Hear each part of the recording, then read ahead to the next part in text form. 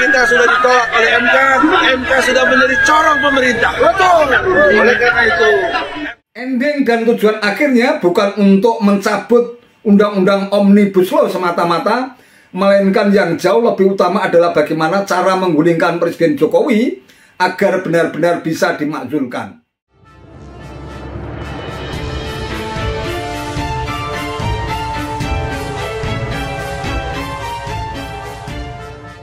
Assalamualaikum warahmatullahi wabarakatuh. Salam sejahtera untuk kita semua, salam budaya. Sahabat-sahabat tercinta sebangsa dan setanah air yang sangat saya hormati, Mahkamah Konstitusi atau MK akhirnya memutuskan untuk menolak gugatan kaum buruh untuk mencabut Undang-Undang Nomor 6 Tahun 2023 tentang penetapan Perpu Nomor 2 Tahun 2022 tentang Undang-Undang Cipta Kerja atau Ciptaker. Menurut MK, undang-undang tersebut tidak melanggar ketentuan pembentukan perundang-undangan.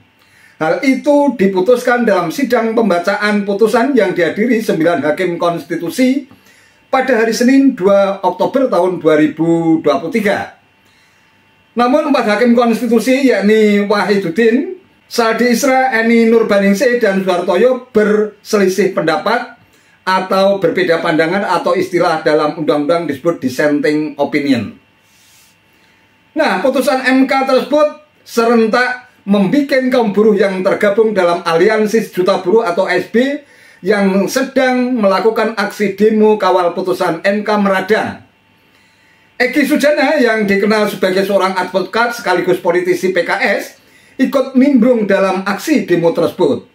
Ia pun sontak mengompori emak-emak dari Presidium Aliansi Rakyat Menggugat atau ARM untuk menuntut Jokowi mundur.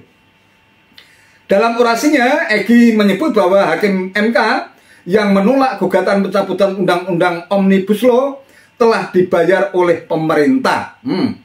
Egy juga mengaku tidak takut terhadap siapapun dan bakal mengerahkan aksi massa yang jauh lebih banyak, lebih luar biasa pada tanggal 10 Desember 2023 yang bertepatan dengan Hari Hak Asasi Manusia Sedunia.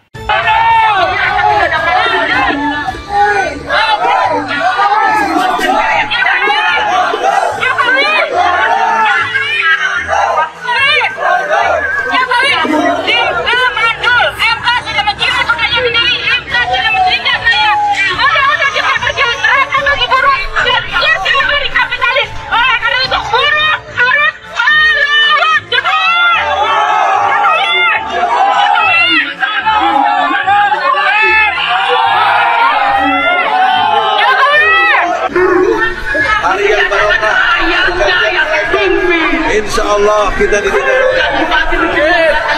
tidak takut, kita tidak mau melawan karena kita sesama buruh, kita boleh ribut dan mereka diduga pasti dibayar.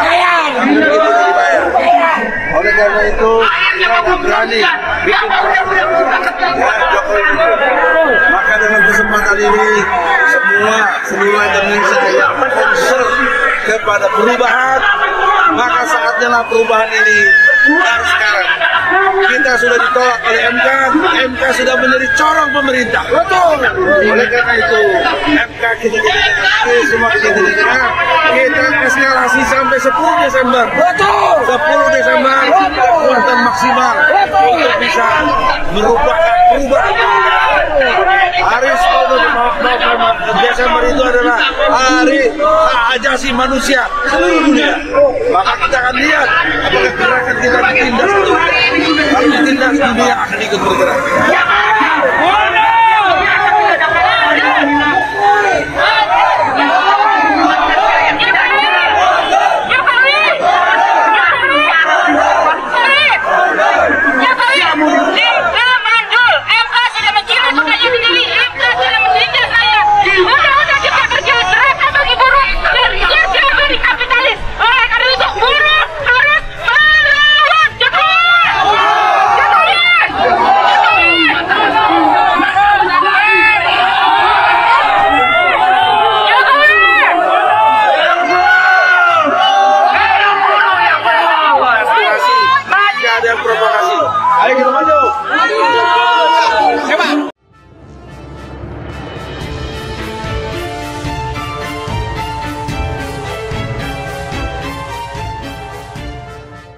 Sahabat-sahabat tercinta sebangsa dan setanah air yang sangat saya hormati, tentu saja seperti yang sudah sering saya katakan bahwa kita sangat bersimpati dan berempati terhadap nasib kaum buruh yang sedang memperjuangkan nasibnya. Namun melihat rekam jejak mereka yang melakukan aksi berjilid-jilid sejak tanggal 10 Agustus 2023 yang lalu, ketika mereka bersama-sama melakukan aksi massa yang sering disebut dengan istilah aksi people power yang menuntut Jokowi untuk mundur. Tampaknya kita agak curiga terhadap upaya kaum buruh. Kita curiga bukan tanpa alasan. Selama ini mereka yang melakukan aksi demo terkait dengan pencabutan Undang-Undang Omnibus Law, kalau kita lihat yang melakukan aksi hanya mereka-mereka saja. Mereka selalu melakukan aksi demo yang sama dengan suruhan yang sama, tampaknya bukan murni untuk memperjuangkan nasib kaum buruh, melainkan punya interest dan kepentingan lain yang jauh lebih luas, yaitu untuk mengincar Presiden Jokowi. Ending dan tujuan akhirnya bukan untuk mencabut Undang-Undang Omnibus Law semata-mata, melainkan yang jauh lebih utama adalah bagaimana cara menggulingkan Presiden Jokowi agar benar-benar bisa dimakzulkan. Ini sebuah kekonyolan yang luar biasa. Dan dalam hal ini, Egy Sujana yang menuding bahwa hakim konstitusi begitu gampang disuap, terutama pemerintah yang dituding telah membayar hakim konstitusi, saya pikir sangat tidak beralasan. Seorang hakim konstitusi sebagai penjaga gawang tegaknya konstitusi atau undang-undang, tentu saja mereka telah disumpah integritasnya agar benar-benar mereka murni memperjuangkan undang-undang yang ia tegakkan agar benar-benar memberikan kemaslahatan buat bangsa dan negara.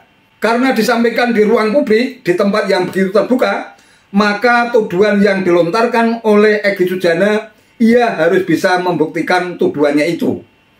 Kalau ternyata dia tidak punya data sama sekali bahwa hakim konstitusi telah disuap atau dibayar oleh mereka yang berduit, dalam hal ini adalah pemerintah, maka apa yang disampaikan oleh Egy Sujana di tengah aksi demo kawal putusan MK itu bullshit, omong kosong, bahkan menjurus ke arah fitnah. Cara-cara seperti inilah yang membuat rakyat makin tidak simpati. Sama saja maling teriak maling. Jangan-jangan justru Egy Sujana yang diduga kuat telah dibackingi oleh sejumlah tukang agar terus merecoki kalau bisa Jokowi dimakzulkan sebelum masa jabatannya habis. Di tahun politik menjelang kontestasi Pilpres 2024 tampaknya memang situasinya benar-benar rawan.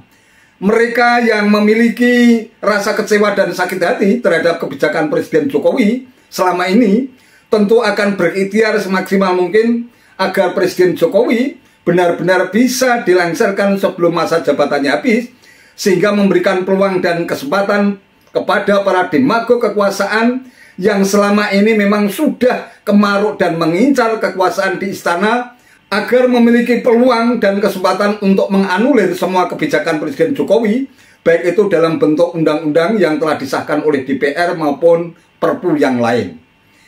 Saya pikir impian semacam itu hanya halusinasi belaka dan sangat mustahil bisa terjadi karena memang Presiden Jokowi sangat dikehendaki oleh mayoritas rakyat di negeri ini untuk memimpin sampai masa jabatannya habis. Itulah yang kita kehendaki agar Indonesia tidak stagnan, tidak jalan di tempat, dan terus maju untuk mengejar ketertinggalannya dengan negara-negara lain.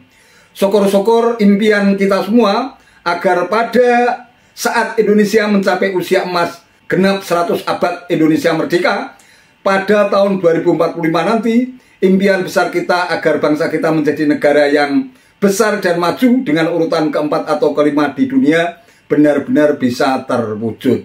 Itu saja yang bisa saya sampaikan. Terima kasih atas perhatiannya. Wassalamualaikum warahmatullahi wabarakatuh.